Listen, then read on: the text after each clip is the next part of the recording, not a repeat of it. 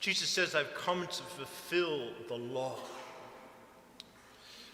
The law, when we hear that, some of us bristle. It's rules. We don't like rules, we like freedom, especially Americans.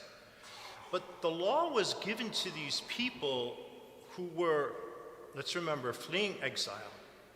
They didn't have any formation of what it meant to take care of each other, what it meant to look like for the common good. And the Ten Commandments root them in that. It gives them guardrails. It says, first of all, love your God with your whole heart, your whole mind, and your whole soul. And that's the first 3 commandments. And then number 4 is take care of mom and dad. But the next ones are all the don'ts.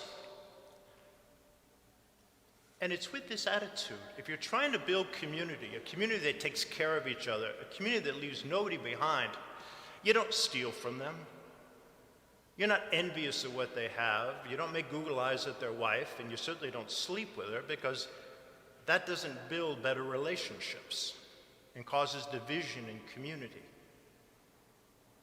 And you settle the angriness in a peaceable way.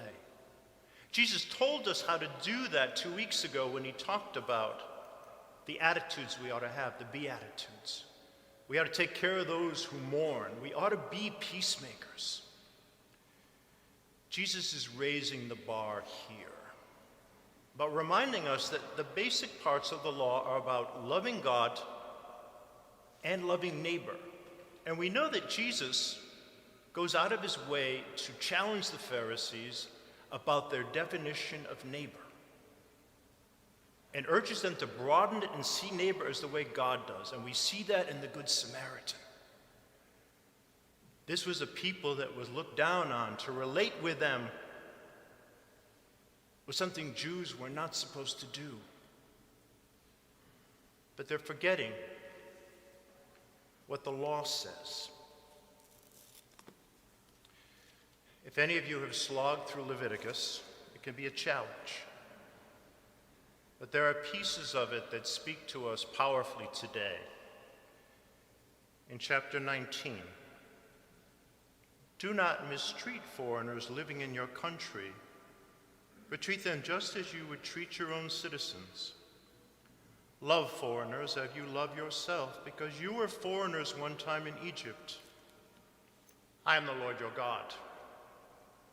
And let's remember, Jesus and his family knew firsthand, escaping the genocide that Herod had written on these people. They escaped to Egypt for what may be 7 years. So that's where Jesus grew up, a stranger in a strange land. And it's one of the hallmarks of Catholic social teaching that we take care of the stranger in the strange land. And that people that are migrating for the survival themselves or their children, that is part of what we believe, that they have that right. So how do we fulfill the law in 2023? What is this calling us to? Well, we belong to an organization of 50 faith communities called the Greater Hartford Interfaith Action Alliance. And GIA, as we call it, has focused on 5 areas that we want the legislature or the governor to move on this year. And one of them involves Husky health. We made great strides in living out this law 2 years ago, because Husky health, up until that point, only covered people who were citizens or had been here for 5 years with proper documentation, and left everybody else out. We said it's important for those people, but for these people, not so much. Well, we changed that. And a lot of people in this parish worked to change that. The way they did it was calling their legislator and saying, this needs to change, that we need to take care of these kids. So what happened 2 years ago was, it was enlarged to cover pregnant women because prenatal care is so important. And their babies would be citizens. But we also said that we need to take care of kids between the age of birth and 12, because they're very vulnerable, and this is a formative time in their life. But what GIA is focusing on Jews and Muslims and Christian communities are working for is the expansion of Husky Health from 12 to 26. Because we know that young people have so many challenges, not only physically, but mentally. And if that was true before, it was definitely true post-pandemic, if we can talk in those terms. I worked with immigrants for 18 years, many of them undocumented. And I saw the struggles that they have. Many of these kids have literally fled for their lives. I remember taking a mission to do construction of houses down in Salvador in 2011. We built in a rural area where it was pretty calm. I picked up the paper the first day we were there to find out that 15 young people had been murdered in Sonsonate in the previous week. Most of them because they would not join gangs. They found 3 girls in a ditch not far from where we built. We never went back. I didn't feel it was safe to bring people, but I understood more deeply why people came and why people sent their kids, and what the trauma that they experienced down there was like, and that they carried with them, not to mention the arduous journey and harrowing journey to come to the United States. A more recent reason why people come is global climate change. We know as a country we are responsible for a lot of the pollution in this world. We're responsible for this change, but they're the ones that are reaping the havoc. These past 6-7 years, areas that were never hit by powerful hurricanes and storms have been racked. And crops 2 years in a row, 70% destroyed in much of the area. And people are sending their children north and coming north with their children because they can't feed them. It's the same reason that 2 million of the Irish came after the famine. They couldn't feed their kids and they wanted to save them. And so these kids arrive here and they're dealing with missing home. They're feeling guilty about having left. They're worried about people they left behind. They're worried if they don't have documentation about what happens if I get caught. And they're also dealing with being a teenager. How many of us remember those years and how they were not always pleasant as you're growing to who you are?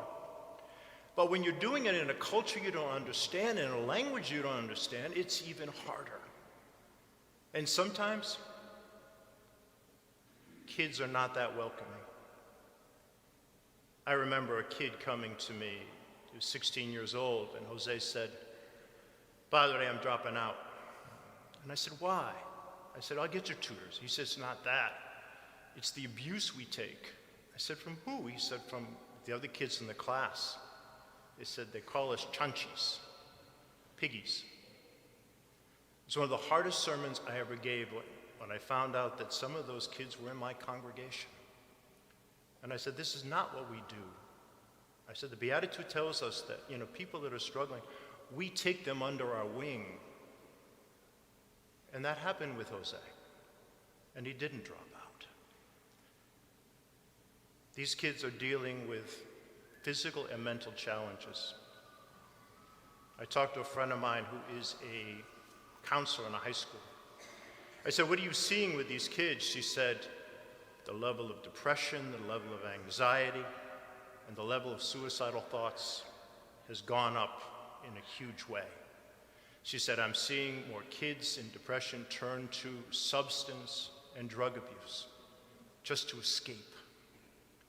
She told me about a girl, we'll call her Anna. Anna got involved in opioids. And this counselor got her to the hospital. And the hospital evaluated her, and the hospital referred her, but nobody would take her for detox because she didn't have insurance. And the medication that it would cost to handle the withdrawal symptoms, she couldn't afford because she didn't have insurance. Later that year, she was murdered.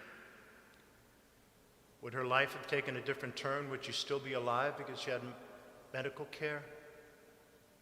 Only God knows. But it's not just the mental health, it's the physical health of people this age group. She told me about a young man, we'll call him Juan. Juan kept falling down in school, and nobody knew why. But they didn't have insurance, and the mother didn't know how to navigate the medical system. So finally, she got him to a clinic for immigrants that would take him for free. The doctor examined him and sent him immediately to the emergency room where they did scans and found a tumor on his spine. And they removed it. And the doctor said, had they waited much longer, he would have been paralyzed.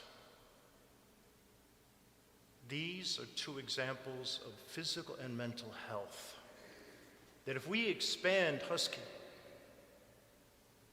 we can make a difference in the lives of these kids. And we're not talking about a lot of kids. There was a study done, they figured there's about 4,000 kids. It will cost about $3,750 to cover each kid. But these are our kids.